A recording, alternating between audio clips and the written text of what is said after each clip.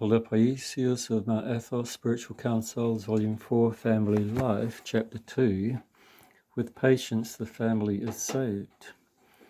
How is your sister? How is she getting along with her husband? Yeronda, I hear that she is having difficulties, but she is patient, and when it is necessary, she takes the lead. That's how it is.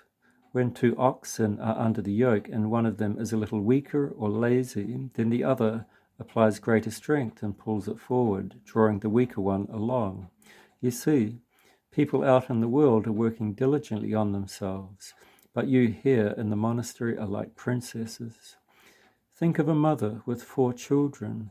One is mentally retarded, the other is emotionally disturbed, the third suffers from coolies, anemia, and the fourth is out on the streets at midnight. And she might even have more problems with her husband, depending on what kind of man he is. She endures all this and so much more without complaining. Even though she is ready to explode, she has no one to speak to because some things in the family just cannot be spoken about publicly. It may be, for example, that her husband gets up and leaves the house without providing any monetary support for her or the household. She may be short of money. She may be unable to pay the rent and be facing eviction. She may be forced to go and work at wherever she can find.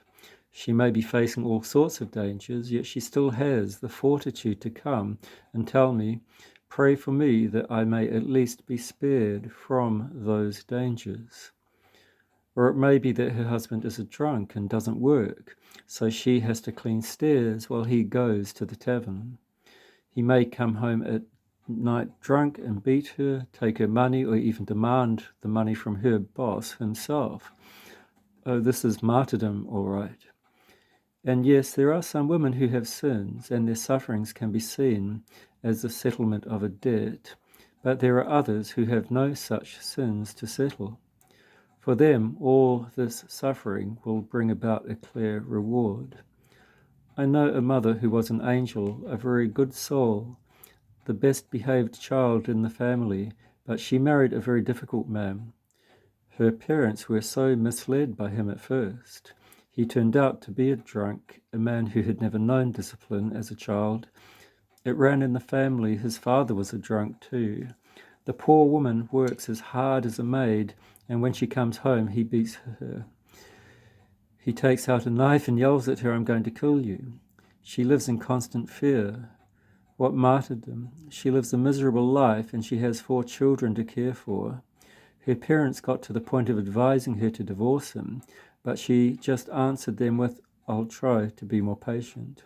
And she continues to be patient. Do you understand this? This is a woman who has never read the Geronticon, footnote, Geronticon, that is, this is a collection of instructive incidents and sayings of monastics and laity from the time of the early church, end footnote. Never read the lives of the saints, and yet she knows how to be patient in adversity. Once I asked her, don't the children intervene to help the situation? The children are still young. The oldest is only 15, she answered. They'll go to the army, and then they'll put him in his place. In other words, she's prepared to endure his beatings until her children go to the army. Patience fills a person with grace. Yeronda, how does one handle an angry person? With patience. And what if you do not have any? Go and buy some. They sell it at the stores. Look, when someone is steaming with anger, no matter what you say, it will come to nothing. It is better to keep quiet and just say the Jesus prayer. With prayer, he'll calm down, and you can then communicate with him. You see, even fishermen don't go fishing unless the sea is calm. They wait patiently for the storm to pass. Yeronda, what makes people so impatient? Their abundant inner peace. God has hung the salvation of man on the hook of patience. The gospel says, "But he that endures to the end shall be saved." Footnote Matthew 10:22, end footnote. This is why he presents hardships and various trials, so that people will develop the virtue of patience. Patience stems from love. In order to endure the other person, you must feel deep compassion and pain for him. And I see that the family is saved with patience. I've seen beasts turn into lambs. With trust in God, everything evolves normally and spiritually. Once when I was in the monastery of Stomion, I saw in Konitsa a woman whose face was just full of light. She was the mother of 5 children. Then I remembered who she was. Her husband was a carpenter, and he often took work together with the skilled carpenter who had once trained me, footnote, the elder as a layman had learned the art of carpentry, end footnote. A single word spoken to him, for example, "Master John, can this be done this way?" was enough to make him very angry. "You're going to show me my work?" He would scowl, and he would break his tools, throwing them, and leave.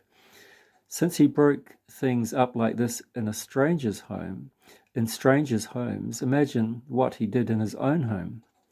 Well, this woman was the wife of Master John the carpenter.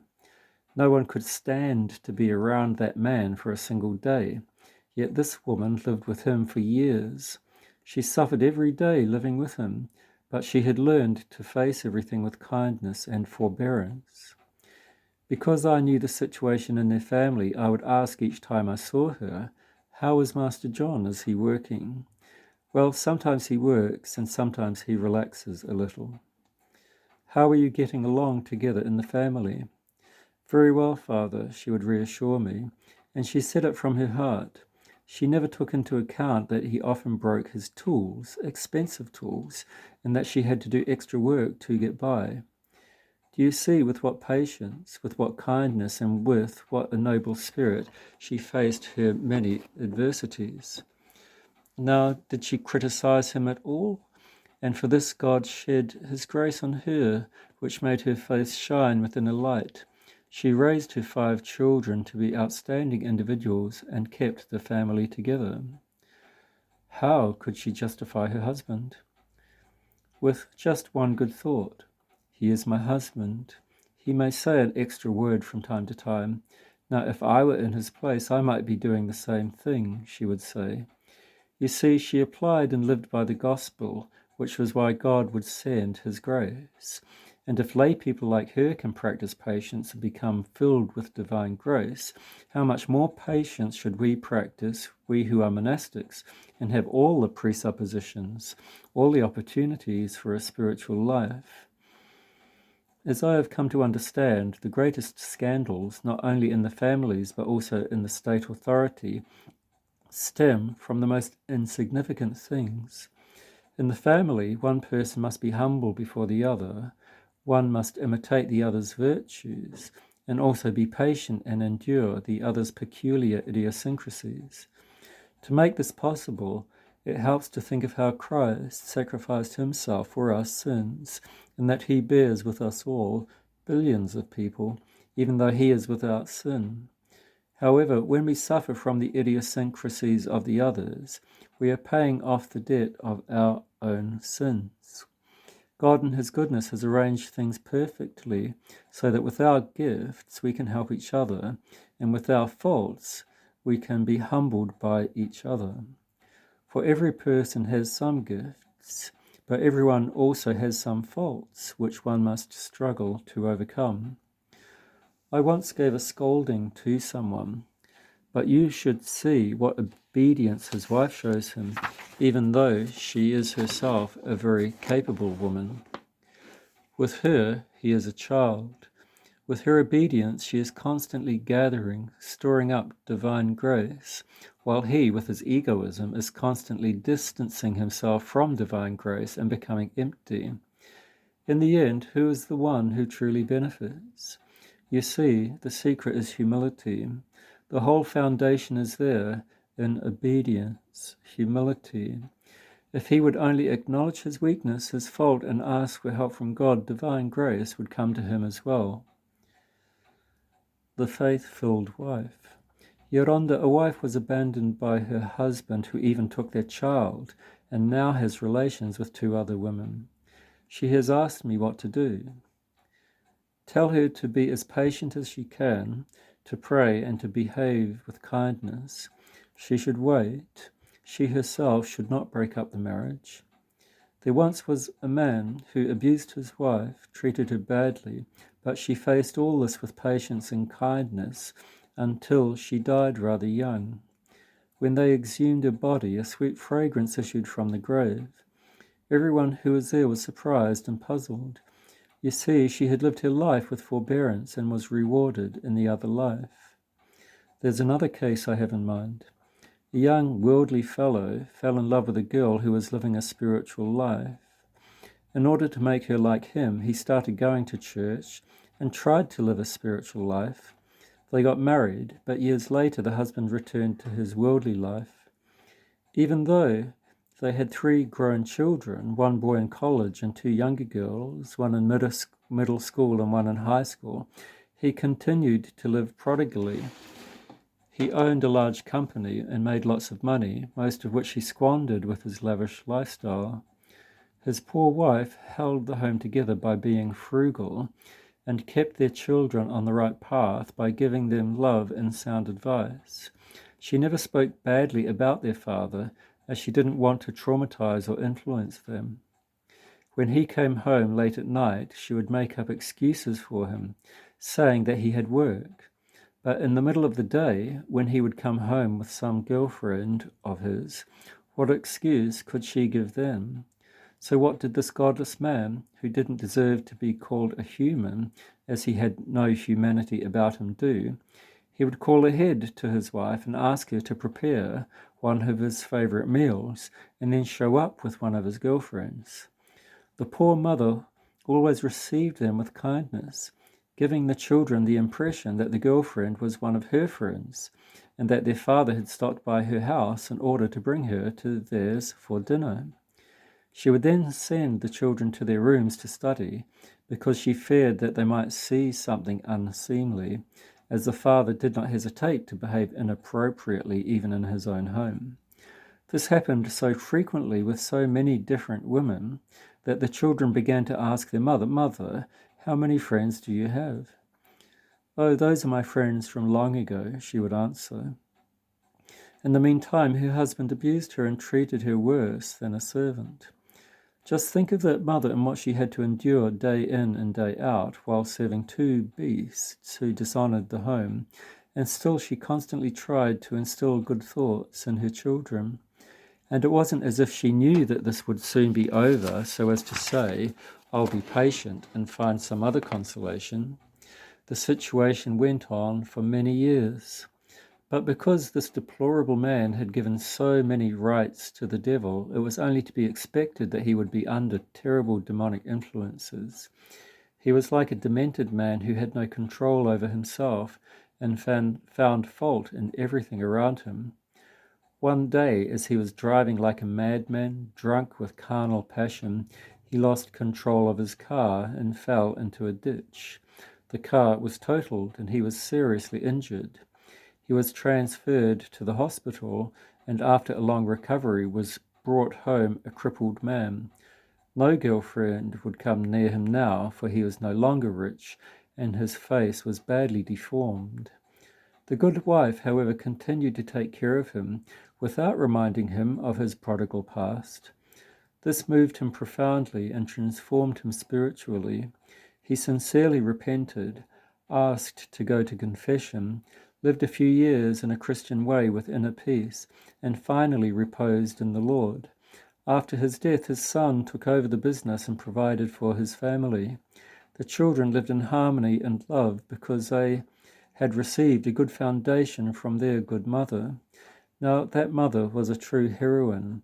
She drank all that poison in order to keep the family together and protect the children from becoming bitter. She held the family together correctly. She even saved her husband and gathered in heaven a treasure for herself. God will certainly place this woman in the best mansion of heaven. Children from broken homes. Yeronda, when the husband has some serious passion, acknowledges his fault, confesses, but is still under the influence of his passion and tells his wife, I'm causing you and the children a lot of pain. Maybe it would be better if I went away, so you are no longer troubled by me, and I will send you money from wherever I am. What should the wife do? If the husband truly believes what he is saying, this means that he has much philotimo, and the wife should try to be patient. But, of course, it's better not to believe what she hears too readily. She ought to look deeper into this. You see, sometimes the husband may say, I should go away and not trouble you, with an assumed nobility of spirit, but in reality, he just wants to go away and be with another woman.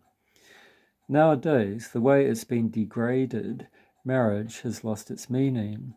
Families break up for the slightest reason. Not long ago, a completely disoriented man came to the Kalevi. He had fathered 2 children with a girlfriend. Then he married someone else, had a child with her, and then he divorced her. Then he married another woman who was also divorced and who had 2 children from her first marriage, and a third one with a boyfriend. He had 2 more children with this wife. As he was relating this information to me, I had to say, now hold on, just how many mothers and how many fathers do these children have? This is how these poor children are tormented and driven to destruction. Children who are sensitive and unable to get over the problems imposed by their parents' lifestyles fall into despair, and some commit suicide. Others turn to alcohol in order to forget their problems, while others get involved with drugs. Where do they find the money? The smallest dose of heroin costs over 4,000 drachmas. The largest dose is 6 or 7,000. A footnote. This was said in 1990. End footnote. These children are the result of the previous generation's wild ways. I wonder too what will become of the younger children who are products of this automatic divorce. This past summer, a lot of young men who were taking drugs came by the Kalevi to see me, and most of them were from broken homes. It's terrible to see them in such a situation, at the age of 27, asking for help. And you can spot those from broken homes a mile away. At the Kalevi, I keep the lokomia, Greek jelly-like sweets, easily available. When these youths come, they grab the sweet, then they run to kiss me, and I end up covered in sugar from head to toe. Love and affection have been missing from their lives. For these youth, whether they have parents or not, is all the same to them. It makes no difference for them if the father is coming or going. It doesn't matter if he's home or not.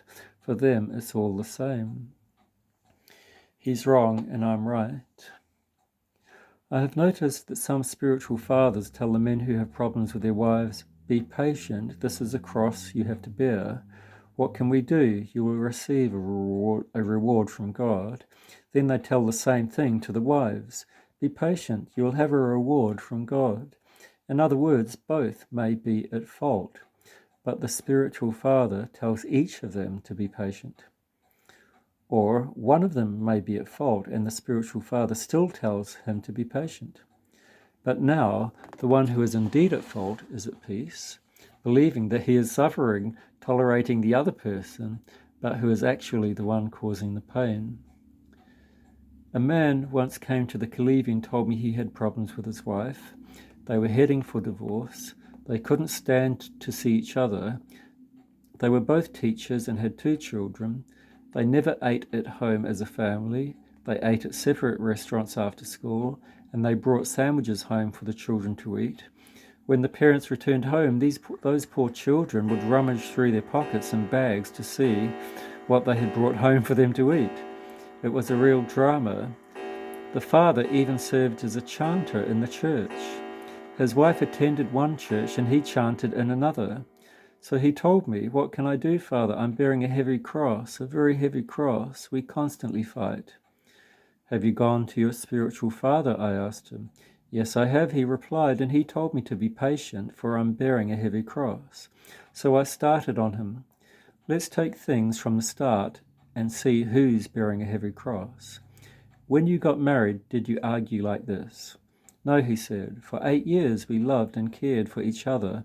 I worshipped my wife more than God, but then she changed. She started to complain and became very fussy. Can you believe that? He worshipped her more than God. Come over here, I told him. You worshipped your wife more than God. Is it your wife's fault or is it yours that your family is now in this condition? Because of you, God removed his grace from your wife. And what are you thinking of doing now? I asked him. We are probably going to get a divorce, he said. Have you become involved with another woman?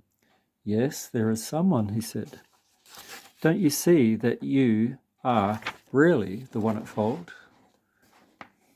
First, you must ask God to forgive you for worshipping your wife more than him. Then go and ask forgiveness from your wife. Tell her, forgive me, I am at fault for creating the conditions we have at home and for causing the children to suffer. Then go to confession and be sure to worship God as God and to love your wife as your wife, and you'll see everything will be all right. I think I shook him up a little. He started to cry. He promised that he would follow my advice. He came back after some time had passed and he was very happy. Thank you, Father, you saved us, he said. My wife and I and the children are all doing very well now. Do you see, he was the one who was at fault, but he thought he was the one bearing a heavy cross. You also ought to be careful and not excuse the women who come and complain about their husbands. I don't excuse either of them. Instead, I ask them questions and try to get them thinking. Let's say the wife tells me, my husband drinks, comes home late at night and curses. Look, I tell her, when he comes home late at night, drunk, treat him with kindness. Don't start whining and complaining. Why are you late? What time is this for you to come home? Will you never change? How long am I supposed to put up with you? And if you keep a long face, you can be sure that the devil will come to tell him, you're such a loser for staying with this foolish woman. Why don't you go and party with another? You may be in the right, but the devil will lead him astray. Now, if you treat him kindly, if you are patient and pray fervently without complaining about what he is doing, he may see a little sunshine. He may come to his senses and correct himself. Then, when the husband comes and tells me, my wife is whining and shouting at me, I scold him. Your children and your poor wife anxiously wait up for you until midnight, and you come home drunk and start cursing. Shame on you. Is this why you got married, to torment your wife and your children? There may be times where both spouses are in the right. Once I was talking to a group about how pure General Makrianis, footnote, Yanis Makrianis, 1797 to 1864, general in the Greek Revolution of 1821 and a great fighter. Following the independence of the Greek state, he also fought for the granting of a constitution to the Greek people by Otto, the monarch of Greece. He authored the acclaimed memoirs known as the Memoirs of Makrianis, in footnote, for he had both physical and spiritual purity. But then someone interrupted to say, don't tell me they're trying to make Makrianis into a saint. And why not? I asked him. Because he bet his wife, he answered. Look, let me explain what happened. When Makrianis happened to have an occasional 5 drachmas and a widow with children came for help, he would give it to her. His wife would then complain, why did you give the money away? You too have children. And he would dismiss her with a slight slap, saying, you have your husband who will support you, but that poor woman has no one. Who's going to support her? In other words, they were both justified. Also, keep in mind that if one of the two lives spiritually, then he is not in the right, even though he may be. You see, a spiritual person is expected to face an injustice in a spiritual manner. In other words, a spiritual person must face all things with divine justice by looking to see what will benefit the other person. For when one is weak and makes a mistake, then he was somewhat entitled to a little leniency because there are extenuating circumstances. But when one who is in a better spiritual condition doesn't display any understanding, then he will be at greater fault. What would happen if spiritual people faced things just like everybody else in a worldly manner, with the worldly human justice, they would be constantly going to the worldly courts. This is why people are tormented.